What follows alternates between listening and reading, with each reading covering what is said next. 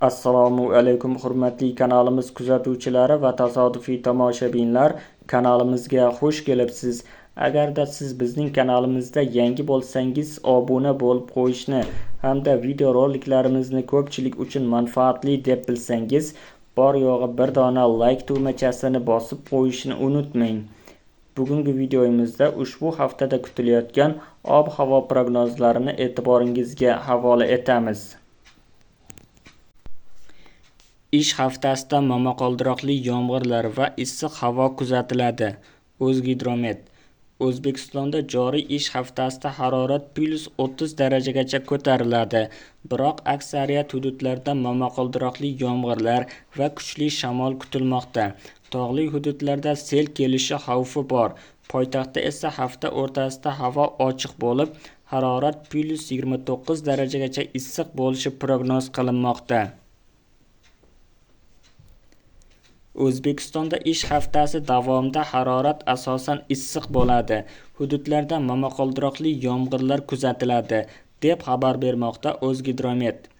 Dushanba kuni kunduzi O'zbekistonning shimoli-g'arbiy hududlarida va kunning ikkinchi yarmida markaziy va janubiy viloyatlar bo'yicha ayrim joylarda qisqa muddatli yomg'ir yog'adi. Momaqaldiroq kuzatilishi mumkin. Farg'ona vodiysi viloyatlarida yog'ingarchilik kutilmaydi. Havo harorati +20, +25 daraja iliq bo'ladi. 31 mart va 1-aprel kunlari Qoraqalpog'iston Respublikasi, Xorazm, Buxoro va Navoiy viloyatlarida, shuningdek, respublikaning tog'oldi va tog'li hududlarida momaqaldiroq bilan qisqa muddatli yomg'ir yog'adi. Kunduzgi havo harorati +27, +30 daraja iliq atrofida bo'ladi. 2-aprelda shimoli-g'arbiy hududlarda, cho'l zonasida va janubiy viloyatlarda, 3-aprelda esa respublikaning ko'p viloyatlarida ba'zi joylarda momaqaldiroq bilan qisqa muddatli yomg'irlar yog'ishi kutilmoqda. Harorat +24, +27 darajagacha, janubda +20, +22 darajagacha pasayadi. Shamol 7-12 metr/sekund tezlikda esadi. Janubda va cho'l hududlarda 14 metr/sekundgacha kuchayishi, ayrim joylarda chang-to'zonlar bilan kuzatilishi mumkin. Tog'oldi va tog'li hududlarda sel, suv toshqin hodisalari yuzaga kelishi mumkin.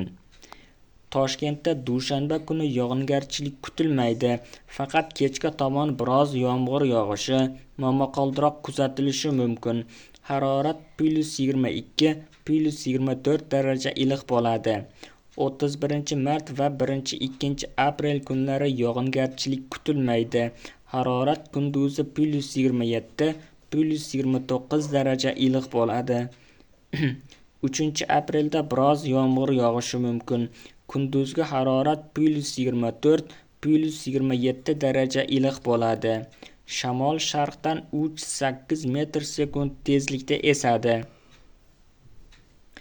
Avvalroq O'zgidromet 31-mart va 2-6-aprel kunlari kutilayotgan yomg'irlar sababli O'zbekistonning 9 ta hududida sel, suv toshqini hodisalari yuzaga kelishi mumkinligini ma'lum qilgandi.